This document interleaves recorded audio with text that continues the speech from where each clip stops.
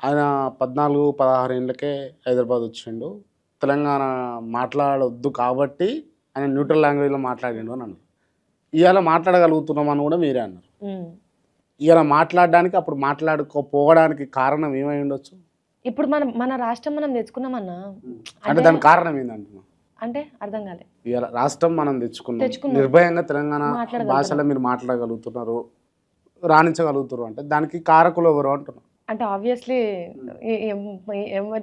చుట్టూ ఉన్న పర్సన్సే గదన్న. ఆ! చుట్టూ ఉన్న పర్సన్సే. అంటే ఒకప్పుడు మాట్లాడలేకపోయిండు అనంటే ఎవ్ ఎం చాలామంది తెలంగాణ ఆర్టిస్టులు ఎవరైనా సరే ఎవరైనా వచ్చి డిస్క్రిమినేషన్ ఫీల్. మాట్లాడుతుంటే అరే!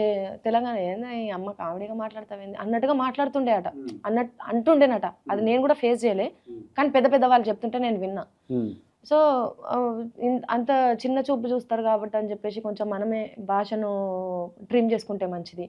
మ మంచిగా పాలిష్ చేసుకుంటే మంచిది అని చెప్పేసి వాళ్ళంతట వాళ్ళు భాషను మంచిగా మార్చుకున్నారు. హ్మ్. ఇయాల మాట్లాడలేకపోవడానికి గల కారణం ఏందంటే ఇన్నేళ్ల సంది మాట్లాడి ఉంటారు గదా! ఒకటేసారి మనకు మళ్ళా రావాలి అనంటే అది ఊరుకోతనే వస్తది తప్ప ఇక్కడుండి మాట్లాడుతా ఉంటే అది తెచ్చుకున్న తెలంగాణ అయితది. హ్మ్. ఐ మీన్ కొని తెచ్చుకున్న భాషనే అయితది తప్ప హ్మ్. ఊరు తెలంగాణ గాదు గదా!